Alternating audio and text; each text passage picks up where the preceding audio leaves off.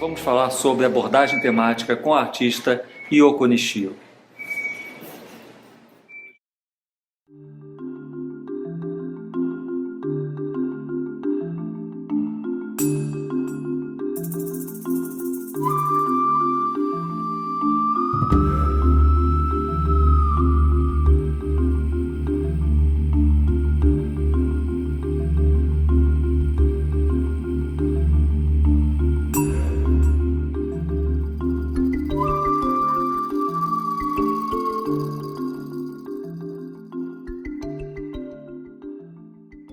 A pintura tem uma fatura muito precisa, mas realmente o tema que você escolhe, e principalmente essa, digamos, essa voltagem pop, né, de misturar universos, de buscar o inusitado, faz com que a sua assinatura seja muito presente no trabalho.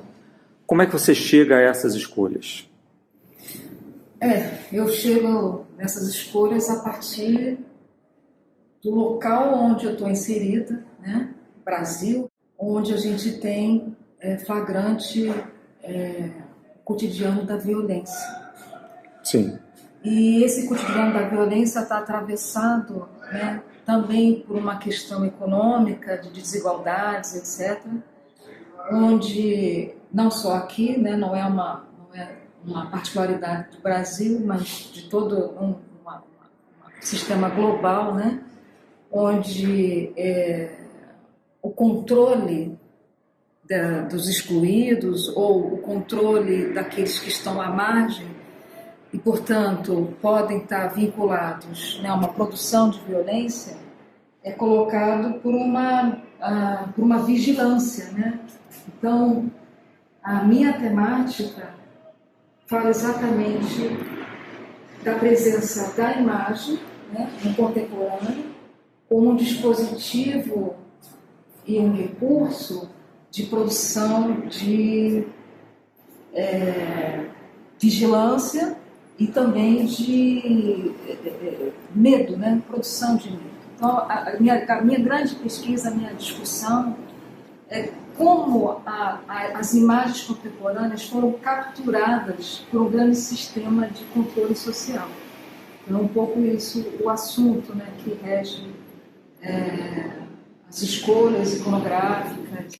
Vamos falar sobre estrutura, com o artista e designer Rodrigo Calisto.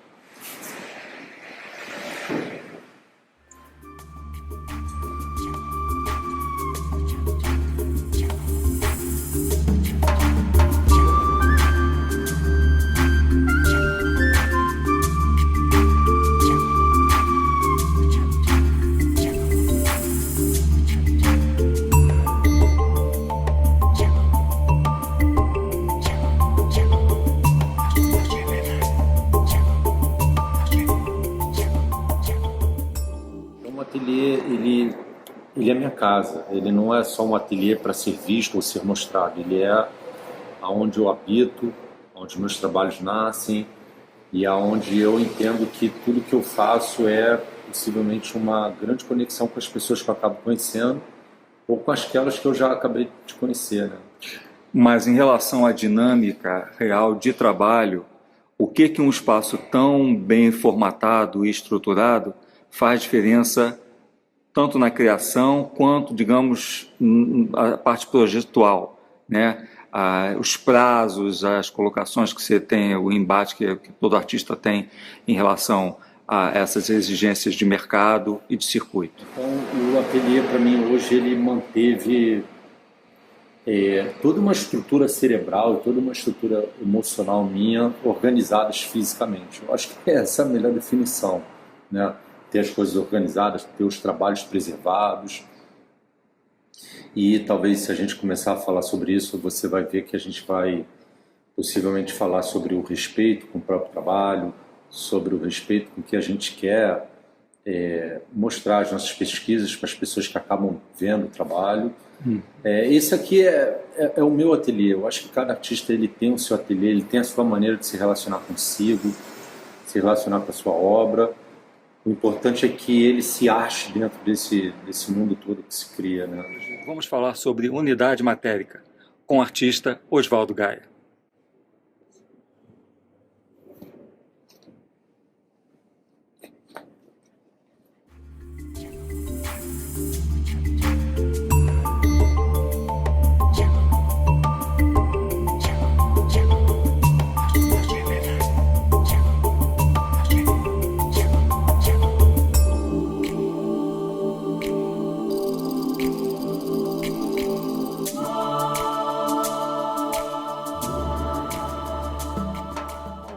Eu sempre fui um artista que exigi muito de mim, exijo até hoje. Não só pelo primor do acabamento, mas toda essa artesania. Eu sei que ao longo dos anos eu já me familiarizei de tal modo que para mim já se torna um pouco já natural. Mas eu sempre também procurei tratar a matéria-prima como um ourives mesmo e como deve ser tratada. Vamos falar sobre o tema composição com o artista Cacate de Paiva.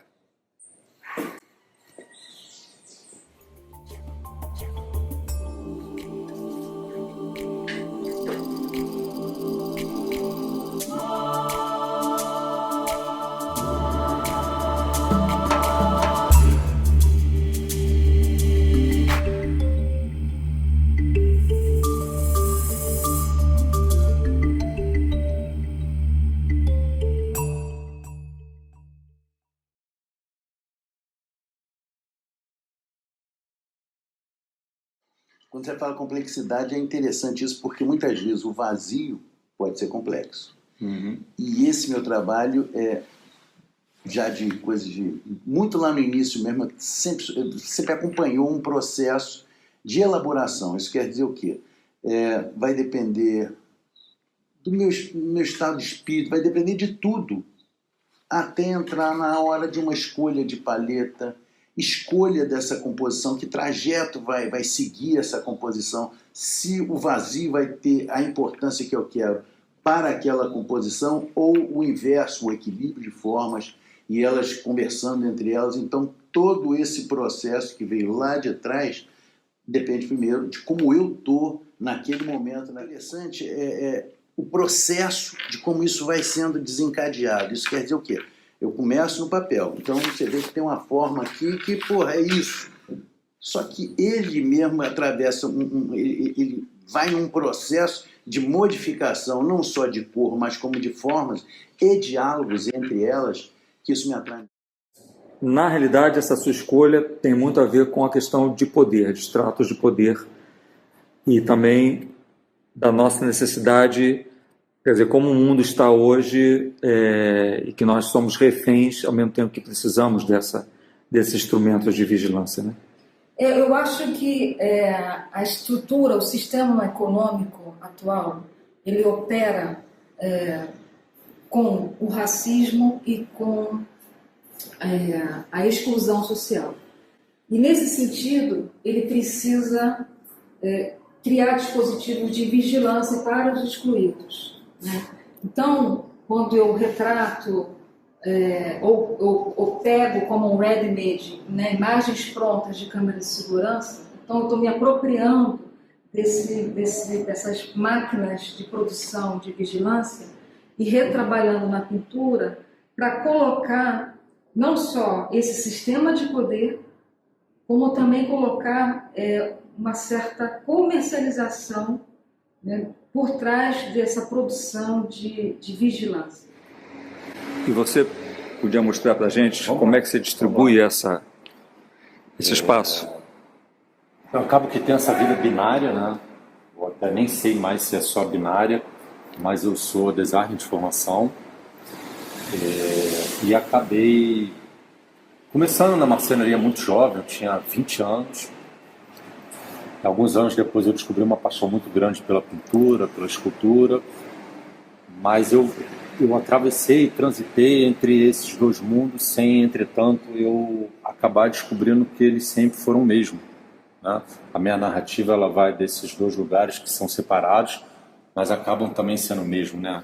Madeira e árvore e madeira. São duas condições que são dissociadas, mas deveriam caminhar muito lado a lado. E esse ateliê me permite caminhar lado a lado, com as minhas pesquisas, com as minhas paixões.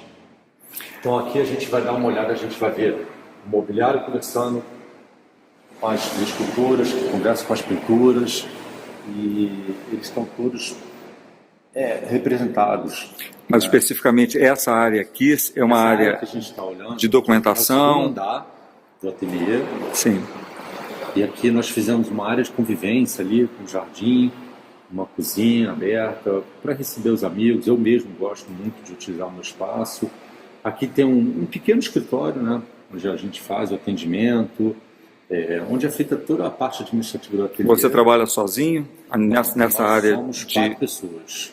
Sim, mas não na área da feitura do seu trabalho. Sim, na área de estrutura. Na área de estrutura eu tenho uma pessoa, né, mas eu estou sempre próximo de todas as operações aqui dentro do ateliê. Eu acho que essa participação, né, ela vem por duas necessidades. Primeiro, porque eu gosto muito, né, de ter essa compreensão holística do que está acontecendo no ateliê. E segundo, porque eu sinto que talvez essa seja uma característica comum a todos os artistas, né, que é eles estarem sempre suprindo as suas necessidades da maneira como eles podem, né? E que nós vamos acabar dando um giro aqui e vendo, são obras, são mobiliários, são pinturas, são esculturas, o espaço aqui em cima, tem uma área de acervo também aqui atrás.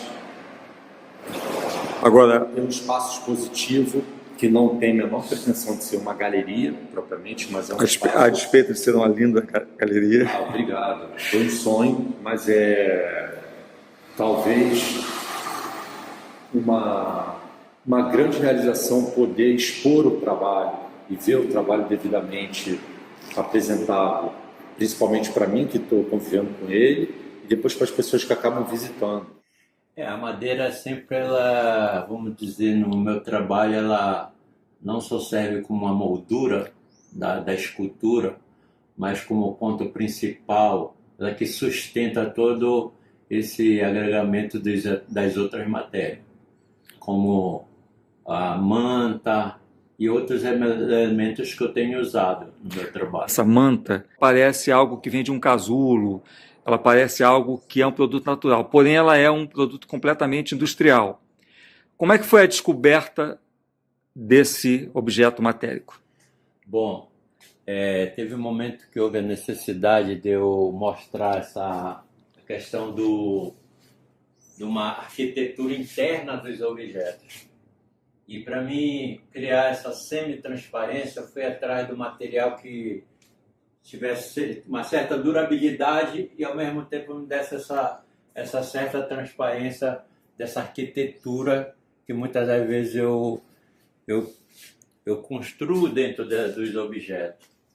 E aí eles são sustentados por esses produtos. Como se a pessoa diz, mas é um casulo. Para mim é mostrar uma arquitetura interna da escultura, e a madeira ela que faz toda essa sustentação desses casulos, vamos dizer, ou dessa estrutura semi-transparente. Ela surgiu muito em pesquisa, que eu vim desenvolvendo para a procura de um difusor, e eu encontrei essa manta que é um difusor de iluminação. Então você pega meus trabalhos no início do século, 2000... Início do século pesou, né? Não, pesou... Século não, mas, passado... Não, esse. Mas se você pegar meus trabalhos do início de 2000, ou mesmo finalzinho do passado, que é final dos 90, meados... A coisa cartesiana era muito forte no meu olhar, no meu sentimento. Então, os planos todos eram muito geométricos. Veio exatamente a coisa de eu querer perder um pouquinho o controle desse resultado final, o gesto. Então, quando a gente está falando de abstrato, que foi o meu trabalho desde o início dos anos 90 para cá, quando a gente está falando de abstrato, nós estamos falando ou geométrico ou informal.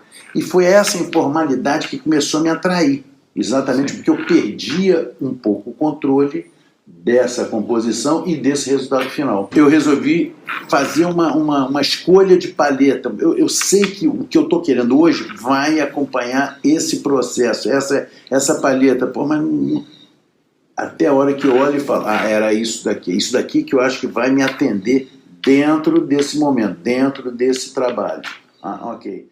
Uma câmera de segurança instalada no espaço público, ela não está te protegendo, ela está te lembrando de sentir medo. Ela está te lembrando de comprar essa proteção. Então, é muito perigoso esse tipo de sistema, porque, na verdade, todos nós estamos sendo capturados por esses dispositivos de controle. Agora, como é que você coloca o personagem dentro dessa questão temática? Então, esses personagens que aparecem, né, com os capacetes e numa pose policial, é uma pose forense, né? Sim. De frente, de lado, a pose da fotografia policial. Eu chego nessa temática através da primeira imagem, que era a imagem de câmera de segurança. Por quê?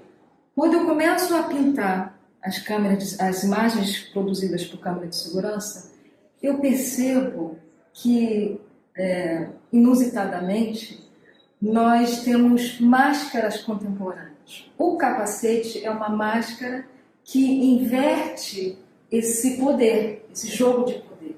É um disfarce contemporâneo onde a vigilância não acontece. A partir da pesquisa do Bertillon, né, que foi um criminalista que começou as chamadas galerias dos procurados, que é o uso da imagem fotográfica para fichar os presos.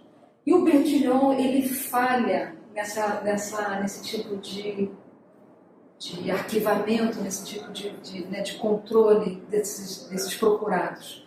Porque a imagem não consegue, a imagem não é um fato. Então, com o tempo, os vários registros, né, naquela época, no século XIX, feitos dos procurados, não funcionava, porque as pessoas envelheciam, porque as pessoas, enfim, mudavam a expressão. Então, não encaixava a produção imagética, fotográfica, e a pessoa, no caso, indiciada. Ao contrário, esse espaço é resultado dessa pessoa que veio amadurecendo e desejando e abdicando de outras coisas e colocando como objetivo essa realização, né? Porque talvez seja muito natural as pessoas virem visitar esse espaço recente e elas olharem como tudo isso aqui como fruto desse lugar, mas acaba que o engraçado, né, né? O irônico é que esse sentimento de organização, esse desejo, ele quase que existia dentro de mim fisicamente. Ele só não existia materialmente, mas emocionalmente, nos sonhos, nas conversas com os amigos, na conversa com a família, na conversa comigo mesmo. Eu já imaginava isso. Talvez não imaginasse fisicamente, né, tamanho largura, comprimento, mas eu imaginava essa compreensão. É quase como que fosse uma das viradas que todos temos na vida, né? A gente sempre tem essas reviravoltas na vida. A unidade matérica vem sempre atrelada a um assunto. Sim. Porque se esse assunto que eu vou desenvolver no meu trabalho, ele pede um conjunto de chumbada, um conjunto de pesca, um conjunto de varas de pesca, ou mesmo uma canoa que a gente sabe que é toda de madeira, mas quando você joga a âncora que é de ferro, aí você já começa a analisar que precisa também no teu trabalho esses elementos para se sustentar o teu tema ou sustentar o teu assunto.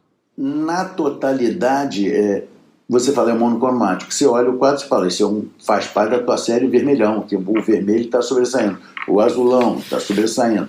E os pequenos planos que vão acontecendo, que a gente chama de layer, e é um troço interessantíssimo, por quê? Porque hoje a tecnologia me ajuda nesse processo de andamento do projeto. A tecnologia de reconhecimento facial, ela se pretende, mais uma vez, colocar o projeto da imagem forense, da imagem do Bertillon, como controle, e ela falha. Tanto falha que a gente tem hoje uma expressão chamada racismo algorítmico, porque essa inteligência artificial, essa programação, ela não lê, né, com muita certeza, com muita clareza, pessoas negras e pessoas trans. Com certeza. Então, eu acho muito inusitado essa estratégia também de fuga, de inversão do dispositivo a partir dos capacetes. Eu levo esse capacete para a feira, para a rua, eu abordo as pessoas, elas vestem, e aí são pessoas transeuntes. Então, eu acho que eu consigo indicar pelo ambiente, pela roupa, pelo tipo, que todos nós estamos sendo sequestrados por essas imagens de polícia, de controle, mas também podemos desvirtuar ou resistir vestindo esse tipo de máscara, esse tipo de anteparo, né, que nos tornam um pouco invisíveis para esse controle. Uma leucemia, né, eu sou transplantado de medula óssea e nesse período eu fiquei 10 meses hospitalizado. E eu transfundia muito tempo e convivendo com essas bolsas diariamente, não diariamente, mas em períodos assim longos, eu tive uma compreensão de que a única maneira que eu poderia sobreviver dentro de um quarto de hospital era transformando o quarto de hospital naquilo que eu mais me sentia em casa, que era o meu ateliê. E o trabalho ele é feito a partir das bolsas de sangue que eu transfundia. Eu manipulava essas bolsas, eu desenhava dentro dessas bolsas, né? Ou seja, eu espalhava esse conteúdo residual das bolsas e depois esses vazios eles são preenchidos com ouro, que é toda uma aplicação de uma técnica japonesa chamada kintsugi, que propõe remendos de objetos através de laca e ouro. Sim, para revalidar o sentimento. Porém, mais do que a reconstrução física nasce nessa época, uma tradição de que não importa quantas vezes uma forma se quebre, a essência não A essência, muda. exatamente. O sentimento da essência. Então, Eu desenho muito, e aí para chegar nesses... Quando esse daqui, cada desenho desse, muitas das vezes eles se desdobram em 2, 3, 4 páginas. Também para chegar no objetivo já com com segurança do que, tanto do material que eu vou agregar madeira, porque muitas das vezes eu parto da madeira porque é meu, vamos dizer, meu porto seguro, né? Mas ele e aí os outros elementos são muito para compor realmente, para tipo apontar um assunto, para apontar a questão do que dizer esse assunto. E aí eu acho que é fundamental o artista ter essa base do desenho. Na mão, exatamente. Hoje me facilita a coisa do layer, do Photoshop. Por quê? Porque tudo isso que eu fazia à mão, hoje, em determinado momento do processo de elaboração dessa composição, eu gosto ou não gosto, me atrai ou não me atrai. O meu olhar começa a ficar meio que instigado é a hora que eu paro, muitas vezes fotografo o trabalho como ele está, vou para o computador e tento ver se eu mudo o percurso dentro dessa elaboração do processo. E muitas vezes, o que acontece? Eu volto de novo para a matéria aqui, suporte, tinta, espátula, pincel, e mesmo assim o trabalho continua indo para um direcionamento que não é o que eu estou querendo. Para o trabalho, e muitas vezes começo até outro. Você já perguntou para um artista quando ele tira férias? Ótimo isso. O artista não tira férias nunca. Ele pode ir para uma praia, ele pode ir para um campo, ele pode ir para o cinema, mas não existe esse lugar de se desconectar de si, se desconectar dessa disciplina, né, de olhar, de se relacionar com a vida e buscar significados nas coisas que nós somos vistos, sensibilizados, ou estamos sensibilizando alguém. O que aconteceu com esse ato foi que eu fui retirado do meu lugar né, diário, de convívio, que é o meu ateliê, são as minhas andanças pela vida, e fui assim, imobilizado num quarto de hospital durante esses 10 meses. Mas a cabeça, o coração, tão logo o meu corpo ele conseguiu recuperar uma pujança mínima, né, física e fisiológica, eu acho que ali o espaço ele era só uma blindagem física, porque eu acho que na madeira eu não me vejo assim, nem tenho esse pensamento. Eu quando parto para a madeira parece que ela já está entranhada no meu DNA. Então essa conversa que eu já tenho ao longo dos anos com essa matéria, ela parece que ela também se molda comigo. É o momento de que casa assunto e madeira e que casa assunto com outros elementos. Acho que depende muito do tema que você no momento está desenvolvendo. Hoje alguns dos planos são veladuras. E essas veladuras começam a também transmitir um diálogo interessantíssimo. Por quê? Porque não é mais só a forma dela que tá me dando como informação do olhar, mas a partir do momento que ela velou, ela sobrepôs 2 campos, foram criados aí ao todo, no mínimo, 3 formas diferenciadas por uma veladura, por uma transparência. Quer dizer, por uma união pela veladura. E aí, o que está colaborando com essa composição, onde a substituição de alguns fatores começam a te dar novas leituras. Eu acho que a pintura pode emprestar essa desaceleração e essa carne mesmo, né, essa matéria que ressignifica. Eu acho que ela desloca um pouco essas imagens. É muito interessante você falar sobre essa questão da banalidade e daquilo que aparentemente nos lembra, né, o Heimlich que você falou, que quando eu vendo essa sua obra aqui, ela me remete também a uma questão sobre o tratado, né, quer dizer, sobre a abordagem dos artistas, aquilo que é invisível no cotidiano, que me traz toda a tradição de naturezas mortas, né?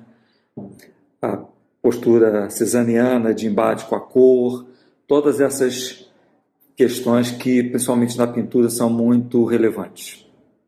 Então, eu acho que a pintura, por si só, né, como uma categoria artística, ela já tem um peso que faz a gente circular por muitos discursos.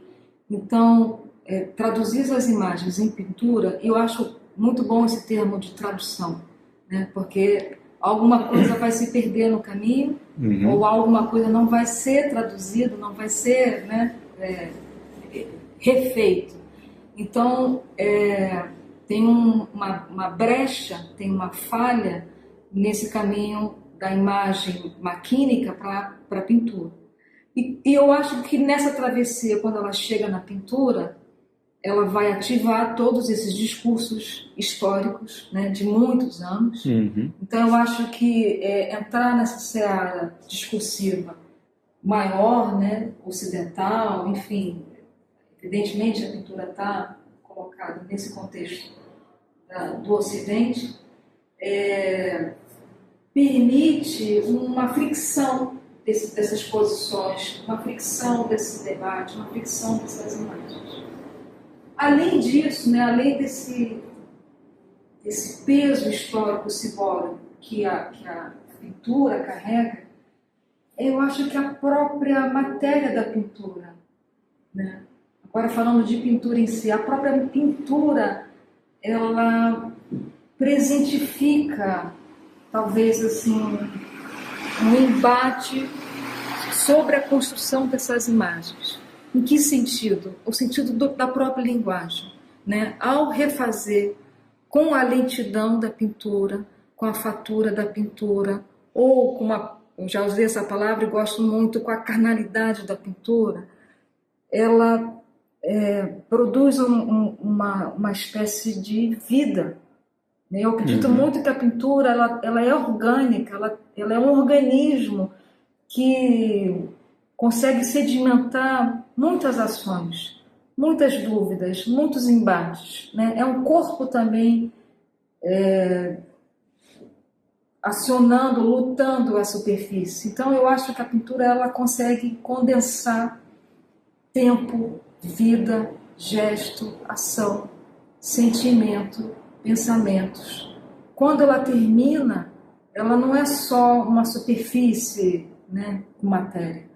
Ela é um adensamento de tempo, ela é um adensamento de processos.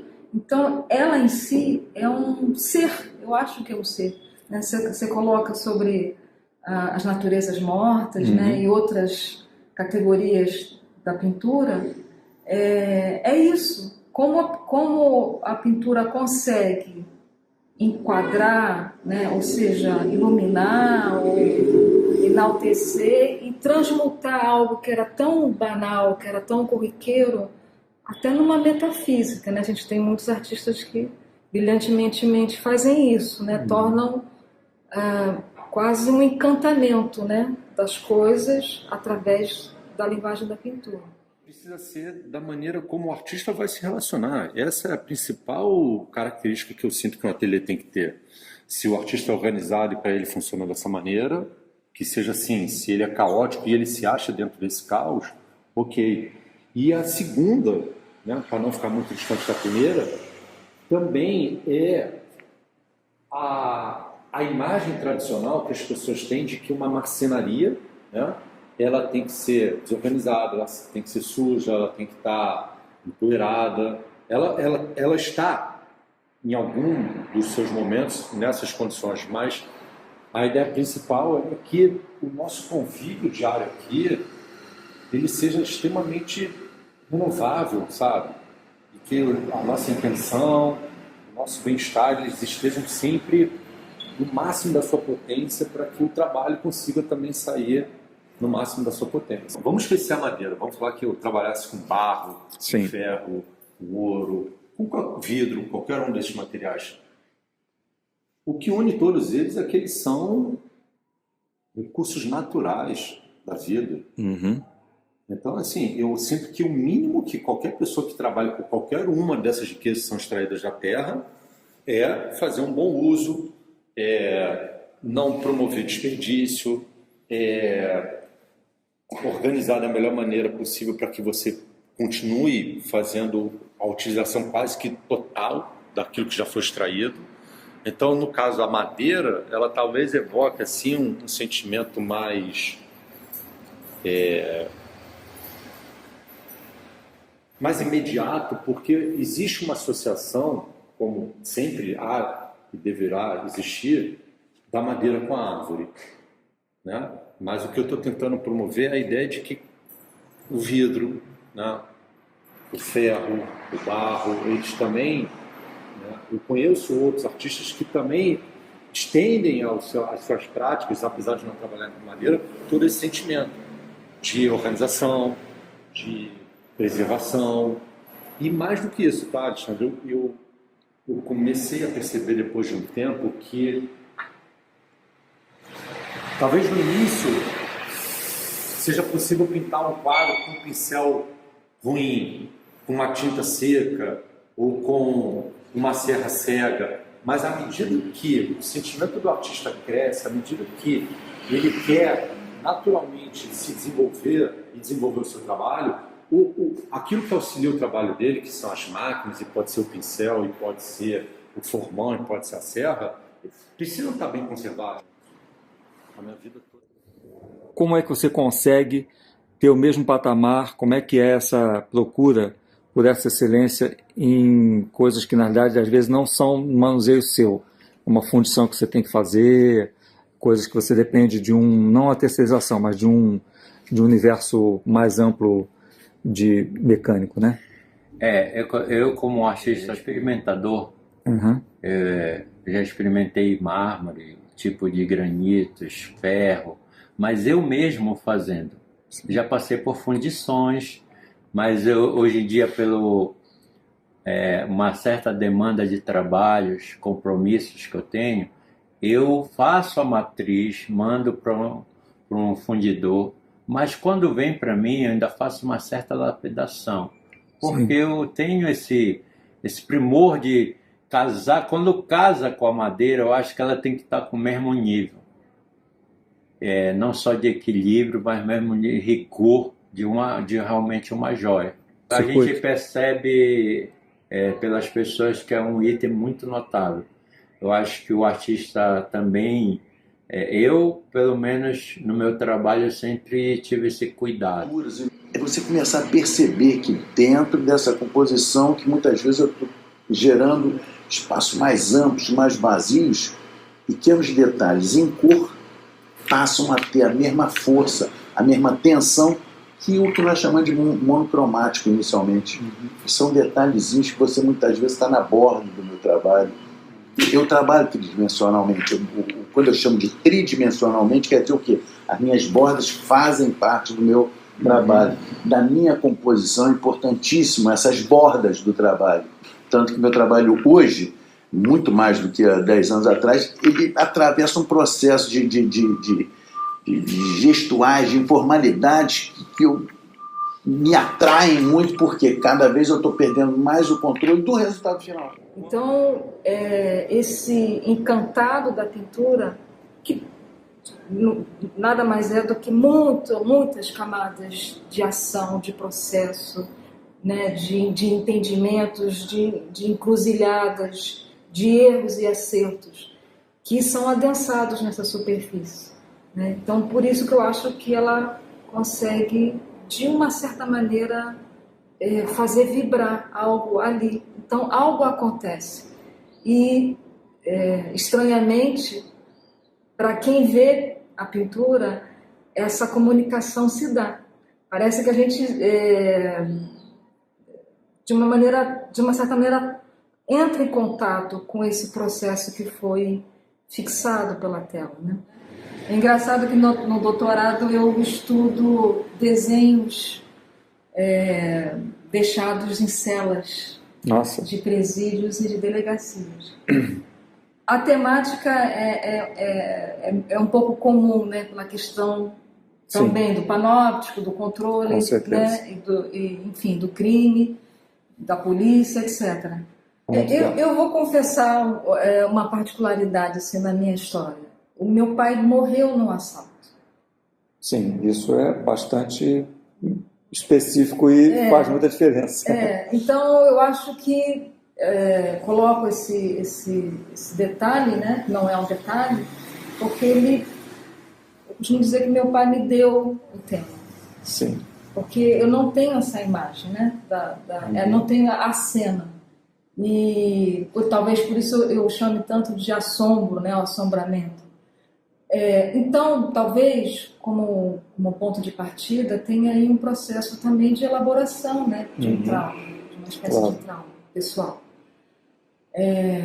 Só que é uma temática que extrapola, né, uma situação específica, particular. Ela está presente de fato, né, para todos nós. Porém, nesse caso, você me abriu uma porta de que esse tema também é um lugar de fala, muito específico. É interessante, né, como o inconsciente funciona.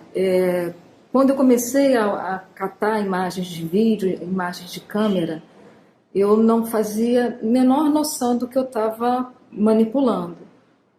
Quando eu comecei a ampliar e ver em conjunto as imagens, eu me dei conta da minha história pessoal.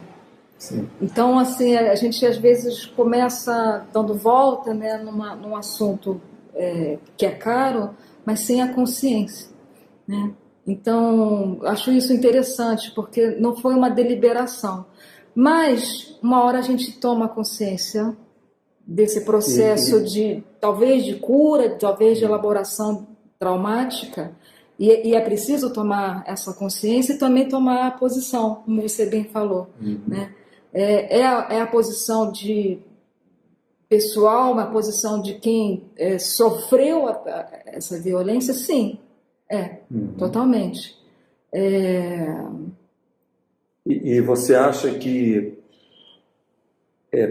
você, em determinado momento, vai se libertar disso por uma cura? Você chegou a pensar nisso?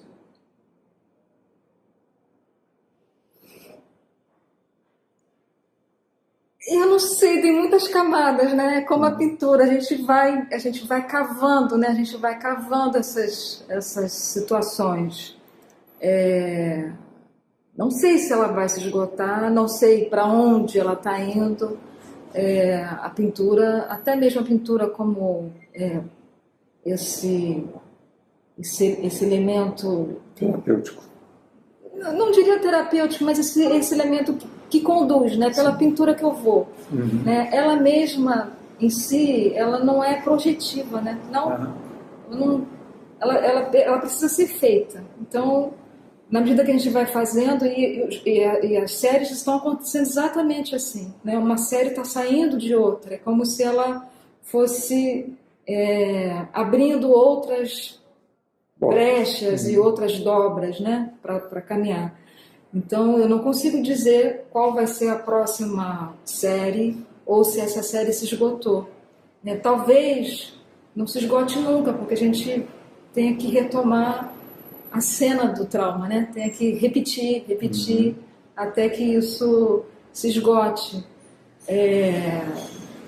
Então, é uma resposta que não existe para mim, né? Essa resposta eu não posso dar.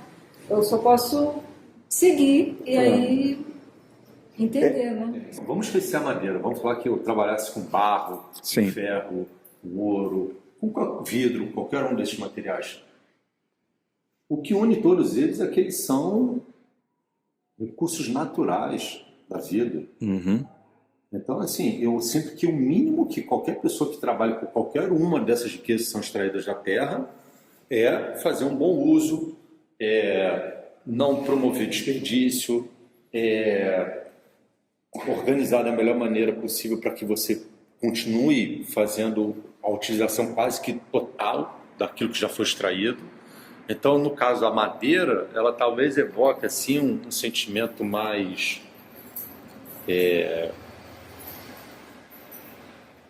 imediato, porque existe uma associação, como sempre há e deverá existir, da madeira com a árvore, né? Mas o que eu estou tentando promover é a ideia de que o vidro, né, o ferro, o barro, eles também, né, eu conheço outros artistas que também estendem as suas práticas, apesar de não trabalhar com madeira, todo esse sentimento de organização, de preservação, E mais do que isso, tá, Alexandre? Eu comecei a perceber depois de um tempo que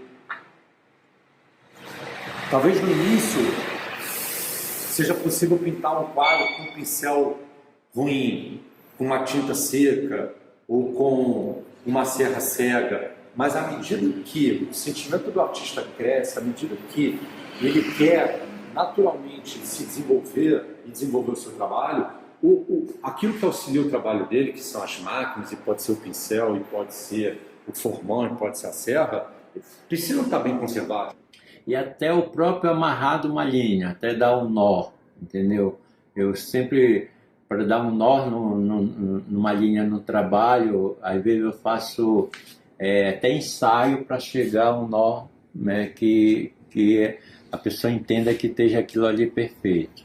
Eu quero passar que a artesania que um caboclo desenvolve tem a mesma excelência que um artista consegue passar o assunto para que as pessoas entendam que a palafita não é simplesmente rústica, mas ela tem um rigor de uma artesania requentada. Então, esse seu passado, quer dizer, a sua origem, em que você traz toda aquilo que você coloca como artesania e realmente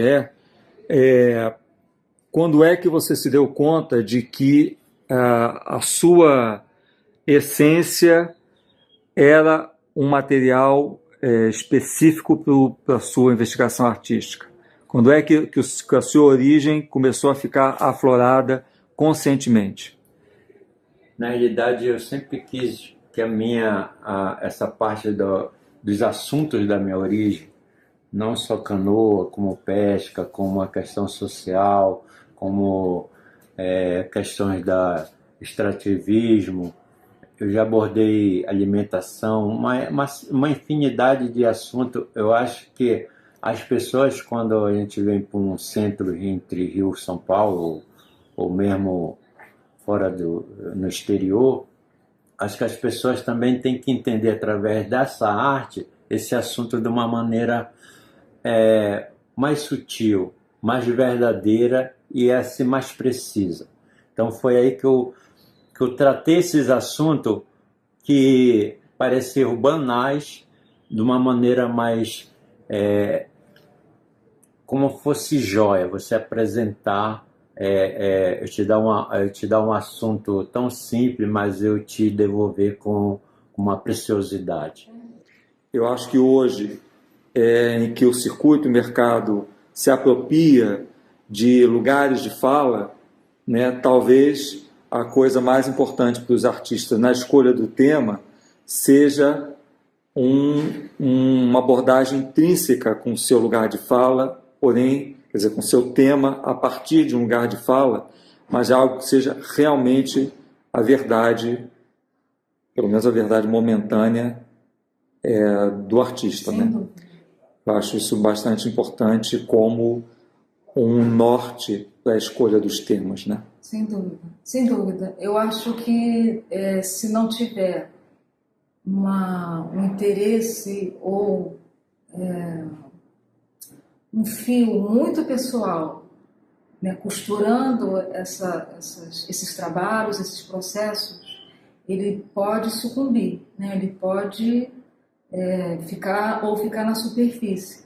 E eu aposto, na verdade, num processo muito mais longo, num processo de anos, num processo de vida. Uhum. Então, não é uma série para um lugar específico ou uma exposição em particular. São trabalhos que ajudam a um certo contorno de si, né? Ajuda uma investigação, uma compreensão de si próprio. Quando é que uma série se extingue por questões da composição e você começa outra coisa? Mais ou menos o que a gente já até conversou aqui, porque claro que em determinado momento você vai matando e criando processos em cima daquelas situações que você vem usando como referência do teu trabalho naquele momento, naquela série. Muitas vezes minhas séries duram 2, 3, 4 anos, e começa a haver um esgotamento nesse processo do artista, eu, nesse caso falando, que eu quero fazer esse trabalho andar mesmo. Eu não quero que fique naquela coisinha que, pô, você já sabe o que vai acontecer. Então, a partir do momento que você começa a instigar seu próprio trabalho e começa a instigar ele, botando novas experimentações, novas pesquisas, novos materiais, novas cores, novos processos, você está mexendo com a tua composição também. Porque aí você começa a ter novas necessidades a partir dessas novas informações. Então, porra, muitas vezes eu me descubro, está na hora de eu mudar. Sim. Agora, isso é o componente público ou mercado, né, a absorção do trabalho dentro dessa questão da composição. Quando você sente que algo não funcionou também a nível mercadológico, que não é muito caso, porque você tem uma venda regular, completamente regular no mercado nesses anos todos. Eu vou te ser muito franco, isso não influi no meu trabalho. Não influi. Na verdade, eu gostaria que influísse.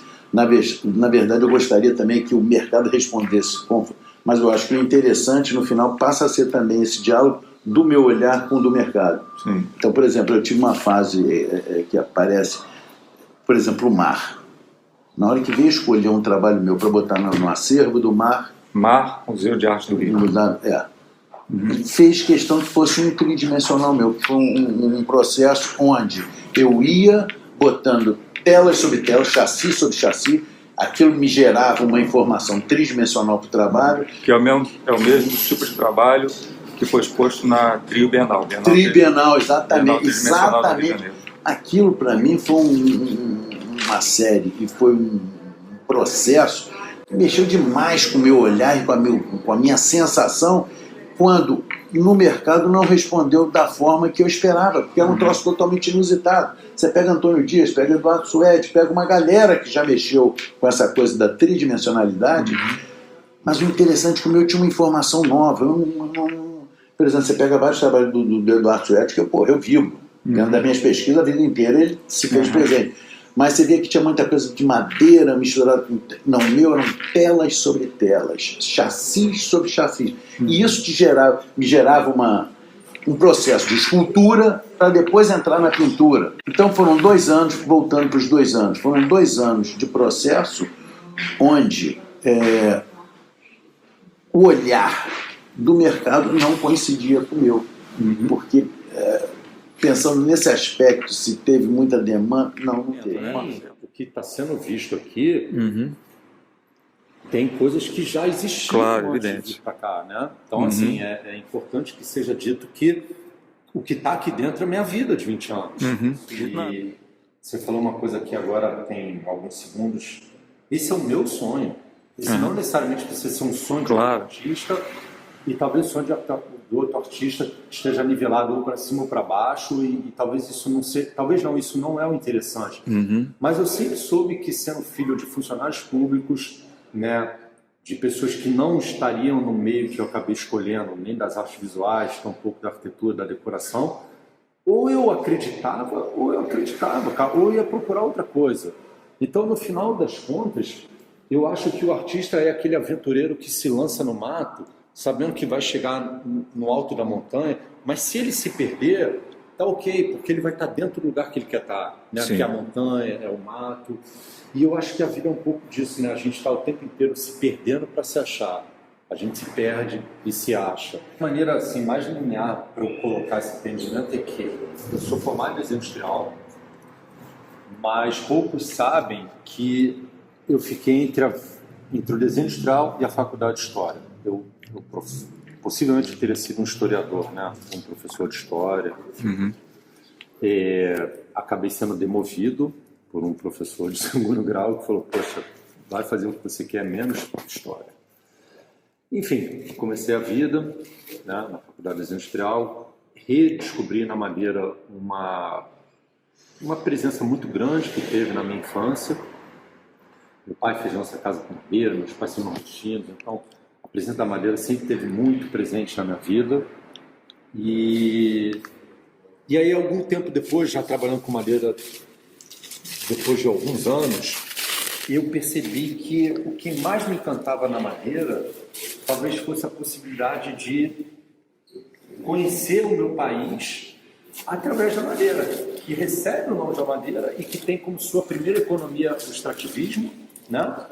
E mais do que isso, talvez, nós temos também toda uma agenda de utilização madeireira que acompanha também uma outra agenda de desenvolvimento do país, né?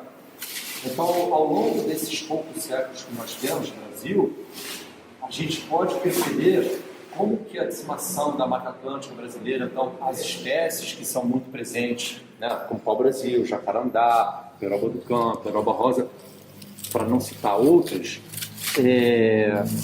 foram sendo suprimidas. Então, trabalhar com madeira hoje, para mim, talvez antes de qualquer forma, antes de qualquer objeto, uma possibilidade de viver um Brasil que não existe mais. Que a Amazônia é rica essa matéria-prima. Uhum. Então, assim como a gente está rodeado de verde, de água doce, a gente também parece assim, estamos em abundância, mas ao mesmo tempo a gente tem que criar um certo consentimento dessa matéria-prima, de como ela ser devolvida posteriormente. A gente não só tem com o meio ambiente, acho que temos com a sociedade por um todo. Eu, como artista, eu tenho consciência de que, por exemplo, as madeiras que eu uso, todas que eu uso hoje em dia nas minhas obras, são de demolições, são de recuperações, são de descarte. Porque eu vejo que ou vai para queimar ou você tem que ter algum uso para ela. Então, no meu caso, eu ainda vejo isso. Então, essa responsabilidade não é essa reciclagem, mas sim um foco mais inerente da questão dos assuntos que eu tenho tratado. Isso não era uma emergência. Há 30 anos atrás não era uma emergência. E isso, mesmo assim, te inspirou a esse respeito que o espaço que você habitava te aflorava. Mas como é que foi a colocação disso para um público naquele momento distante, né? Que você veio defendendo todas essas questões em cima do uso precioso, quer dizer, de forma preciosa essa matéria, criteriosa. Como é que é a leitura do público, do circuito em relação a isso?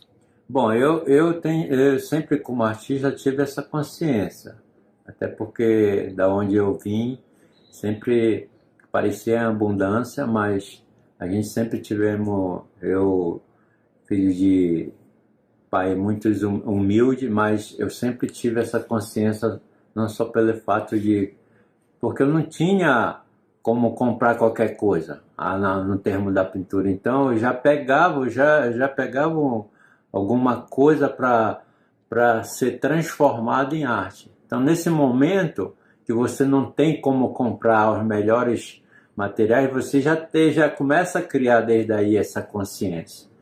E hoje em dia, é claro, com o longo da tua carreira, tu começa a ficar mais forte e isso ser traduzido de uma maneira mais objetiva para as pessoas.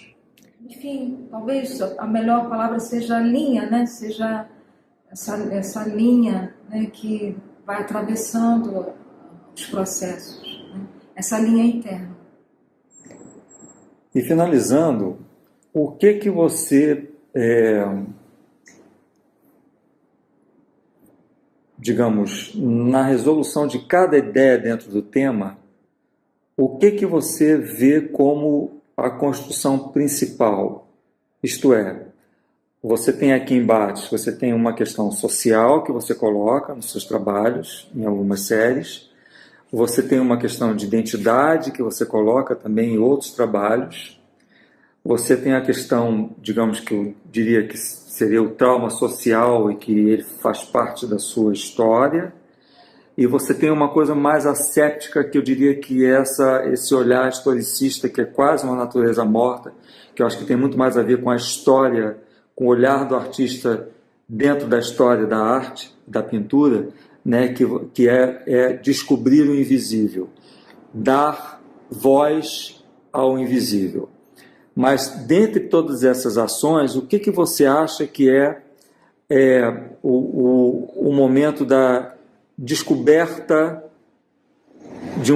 de um novo caminho, como falei agora, alguns que você me colocou, num tema que agora eu tenho certeza ele é muito próximo de você, porque desde que eu te conheci e que eu vi o seu trabalho, não batia muito a escolha do tema com a figura que você é, né? Porque demanda uma coisa um pouco mais belicista, ou uma pessoa um pouco mais infiltrada com o cotidiano, mas você é uma pessoa muito calma, muito serena, muito professoral, muito, né? E eu ficava pensando aonde é que essa pessoa se encontrava com a temática que ela escolheu. E é evidente que agora eu entendo perfeitamente. Isso é muito importante saber que, na verdade, o que rege é um movimento interno, não um movimento de tentativa de absorver ou ser assimilado pelo mercado. Isso realmente é muito importante e que não influi na composição, né? Agora, até só para te cortando só um pouquinho, mas foi um certo momento lá atrás também, um argumento que eu vi seu, que mudou um pouco a minha vida em relação ao meu olhar, que foi, Cacate, eu acho interessante no teu trabalho, você acompanha já meu trabalho há algum tempo, e quando você me falou isso, eu falo até com outros artistas, muitas vezes em papos, rodinhas de arte, eu acabo falando sobre isso que eu achei muito interessante. Você me falando assim, Cacate, eu percebo o seguinte, claro que você tem referências de outros artistas, Tommy Otaki, Eduardo Suede, da Maria de Jacruz, enfim, você tem sim referências de outros artistas, Mark Roth, mas eu acho interessantíssimo que você o tempo todo busca referência no próprio trabalho. Sim. Aí, por exemplo, vamos para o trabalho que faz parte do acervo do MAN. Quando você olha aquele trabalho, e eu acho isso interessantíssimo, porque é o resumo do que você falou para mim. Ele tem aspectos e tem fluidos que vieram ser utilizados quase 10 anos depois.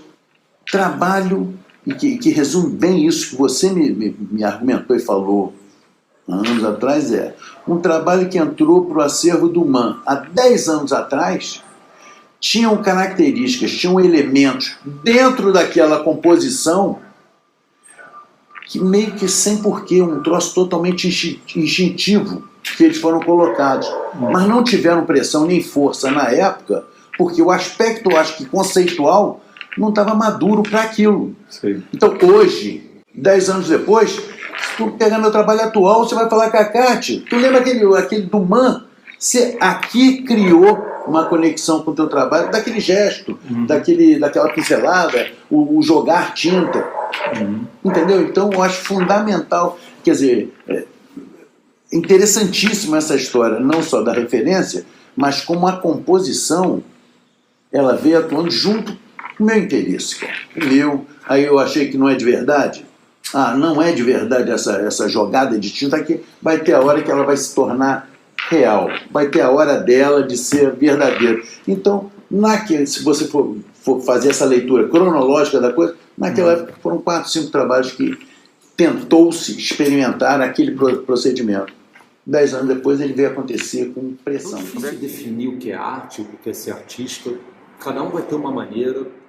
O que eu sinto que talvez precise ser primordial é que nenhuma dessas maneiras tem que subjugar a outra, né?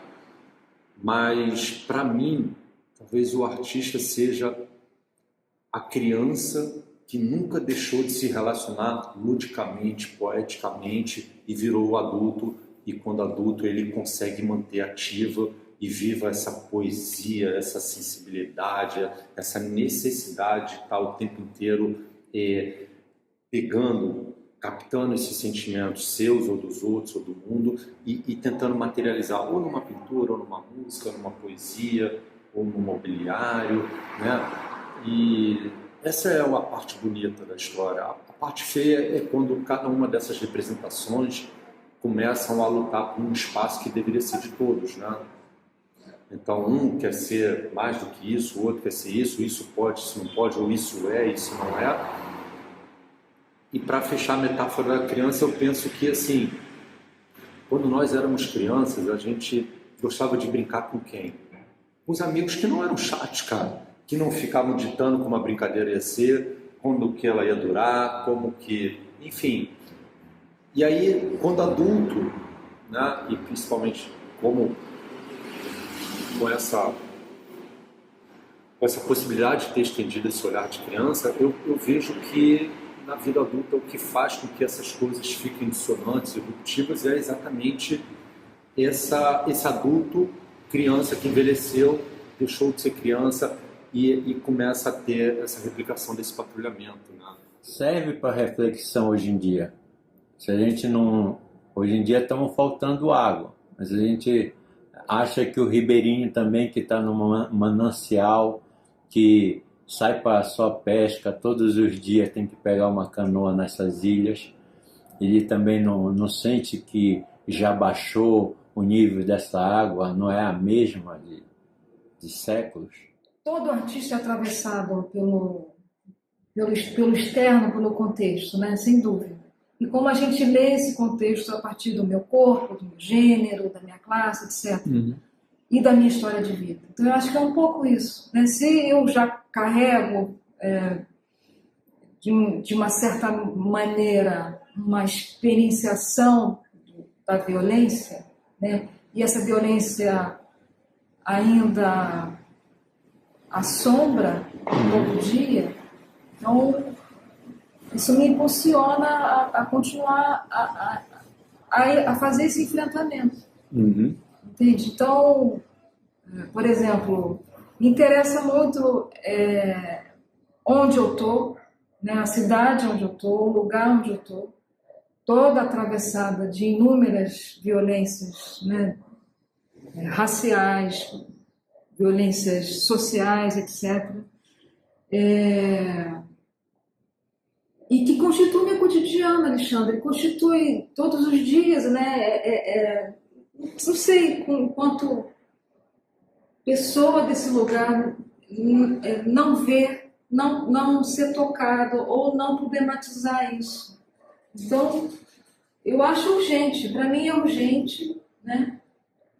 Se eu tenho esse lugar de fala de alguém que já perdeu alguém por uma cena, por uma situação dessa, e que isso continua, e que isso é constante, e que isso não é normal, isso não é saudável. Então, eu acho que nós estamos numa condição assustadora. É um processo onde um Sim Scully, um Eduardo Suede, que trabalhavam com a forma totalmente diferenciada, não existe, mas como os dois juntos, me trouxeram um olhar que foram muito importantes em termos de composição. Sim. Então, por exemplo, anos 80 do Eduardo Suede, que ele fazia muito aquelas coisas das lateralidades, entrando planos de forma, o cinza dele, que aí já me remetia ao cinza do Sempiterno, do Zé Maria Dias da Cruz. Mas, enfim, como essa jogada, as bandeiras do Sim Scully. Vamos acompanhar as bandeiras do Sean Scully. Isso tudo veio criando em mim uma forma de olhar para o meu trabalho que foi através de uma nova composição, que se você reparar que a minha composição não fala a mesma língua que a deles, mas esse processo sim. Então eu acho que esses dois para mim foram muito importantes nessa composição que eu comecei bem lá, anos 80, 90, mas que ela mesma veio dando espaço para as novas experimentações. Então, da forma que eu mesmo ia lançando novos planos, iam se adequando a essas novas composições. Você conhece aquela frase que fala assim, não é bem uma frase, mas é um pensamento: qual é a diferença entre andar de lancha e ir? De barco, a vela? É o percurso. Quem vai de lancha não se dispõe a ver o percurso, ele quer chegar, ele quer sair do ponto A para o ponto B. E a pessoa que vai de barco, ela quer o percurso. Os materiais, elas elas sempre foram feitas com muitas dificuldades e essas dificuldades elas são relativas, elas são relativizáveis, né? Porque elas vão depender de quem é aquele indivíduo que está manejando o seu próprio barco, né? E talvez assim, mais do que essa relativização, ela esteja muito atrelada à ideia do que você quer, né? Como é que você quer estabelecer a sua satisfação? Você pegar no livro e pegar nos meus trabalhos, aquele azul que você mostrou, a gente brinca dizendo que é o Cacate Pollokiano, aquilo ali. Então, pô, claro que, por quê? Porque tinha só aquela jogada do deep painting, do jogar tinta, e menos manufaturada, né? Menos trabalhada, como eu gosto muito. Muitas vezes a gente olha processos no meu trabalho que você fala assim, porra, mas isso daqui foi sem querer. Não, tudo foi pensado. Eu queria aquele sem querer daquela forma. E por isso que todo esse projeto, esse processo de mais gestos, começou a me trazer um... Então, o Deepin no seu trabalho, ele não é solto como o action painting do Pollock. Bem, então, e foi isso que me atraiu. Por quê? Porque me fez perder o controle do que vinha depois. O que eu falo que dentro desse processo da composição, muitas vezes acontecem detalhes ou leituras que a gente fala assim, pô, isso aqui é engraçado. Muitas vezes, claro, foi a falta de controle que te levou àquilo, mas muitas vezes foi provocado. Sim. Isso aqui é um exemplo. Eu recortei, porque eu reparava que quando eu fazia assim e jogava tinta, fazia as minhas voltas. Aí se você me perguntar, pô, então quer dizer que você pensou nessa cor? É claro que não. Mas eu fui experimentando, fui pesquisando e eu fui percebendo que conforme eu fazia isso, dava uma leitura maravilhosa. Então era como se eu estivesse ocupando um espaço. Isso daqui, eu falo, são dessas experimentações, dessas pesquisas, o Muruti. Eu reparei que nessa minha fase pollokiana, que a gente brinca, e aí, obviamente, ela não pode ser controlada, mas ela pode gestualizada de formas que me deem uma leitura que eu estou procurando, que me deem uma colocação naquele suporte que eu também estou procurando. Porra, meu irmão, quero demais lançar uma tensão nesse campo, vou jogar a tinta para lá para fazer como se fosse uma onda dentro desse suporte. A minha composição vai ter esse vazio central que me faz bem olhar para ele. E aí, obviamente, dentro daqueles planos que eu vou lançando de veladuras, de planinhos, de fitas, vai me dar a resposta final. Spray, que eu uso para cacete, entendeu? Então, claro que e muitas dessas experimentações que são fora de um trabalho. Então, aí começa a ter um resultado que me atrai, eu começo a inserir ele no trabalho, aí muitas vezes começam novos caminhos dentro desse trabalho que me atraem ou não, e é assim que de repente você descobre, opa, já estou mudando de processo. Falei do Candi, que é uma série, é a minha série atual, que surgiu meio que impulsionada por uma casualidade, e que obviamente essa casualidade fez remexer o aspecto conceitual que vinha trazendo meus trabalhos. Junto com isso, o que você... Mas a casualidade, ela... Foi uma casualidade que ocorreu de olhares para um trabalho que eu estava iniciando.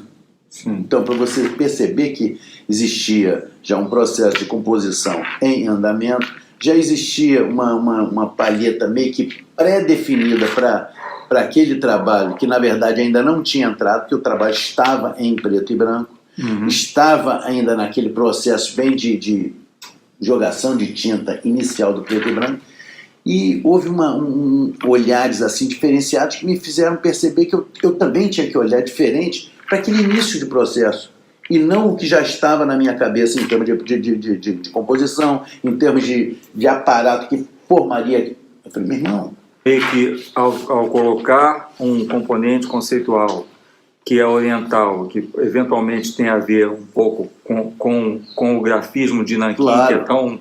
Né, e também que tem até com a história da arte também. Sim, claro, mas com um cromatismo que é tão restrito, né, de preto e branco, isso norteou essa série. Essa série, com certeza. E a composição dela. A composição começa até, de uma certa forma, se ajustar a esse novo olhar. Se você perceber, a composição ela não sofreu tantas modificações quanto o resultado final. Sim. Entendeu? Então isso é um grande barato, você perceber que você continuou usando uma composição que tinham dados novos, até em função de aspectos novos daquela leitura, mas ela só deu uma ajustada, ela se acomodou, ela, entendeu? Inclusive, de perceber a importância da composição no meu trabalho, foi conhecer melhor meu trabalho. E é um troço que também não é assim, você fala, hoje eu conheço. Não. Então, o nosso processo do livro foi um troço que mudou o meu olhar para o meu trabalho, porque eu passei a conhecê-lo melhor. Tinha um aspectos ali que eram totalmente instintivos e que deixaram essa naturalidade, essa ingenuidade de ser instintivo, e aquilo ali é cacate. Então você acha que, na realidade, até essa análise posterior, comemorando 30 anos de carreira, te deu digamos assim, uma formatação, uma visão, essa visão analítica foi um divã que serviu para...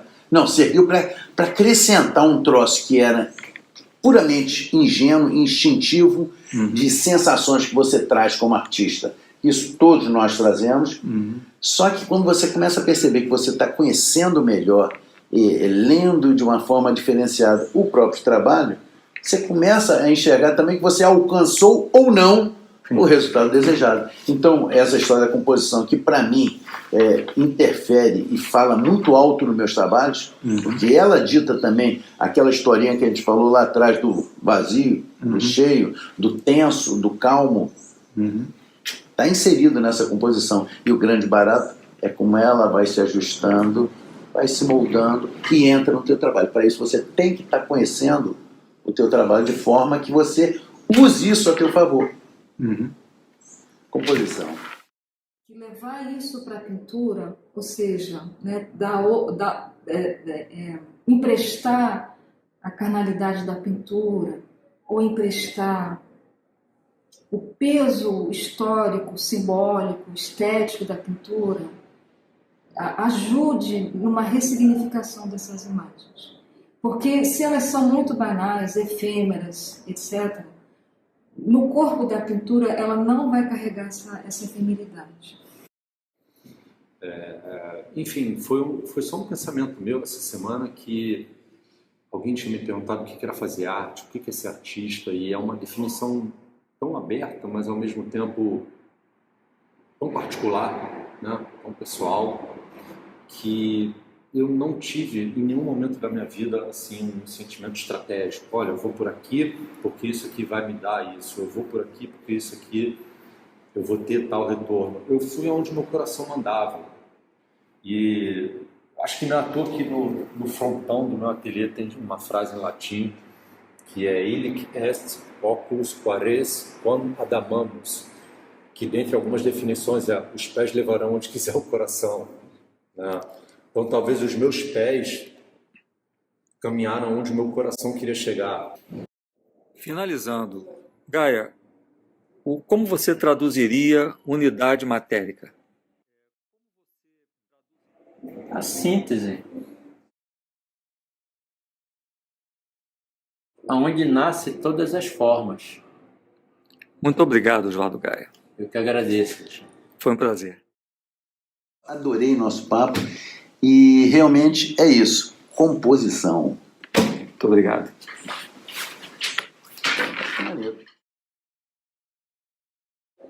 Muito obrigado, Yoko.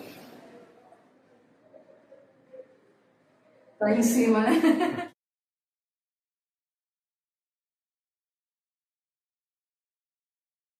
Meu querido Rodrigo Calixto, que eu queria agradecer a participação e espero vocês no próximo encontro. Obrigado.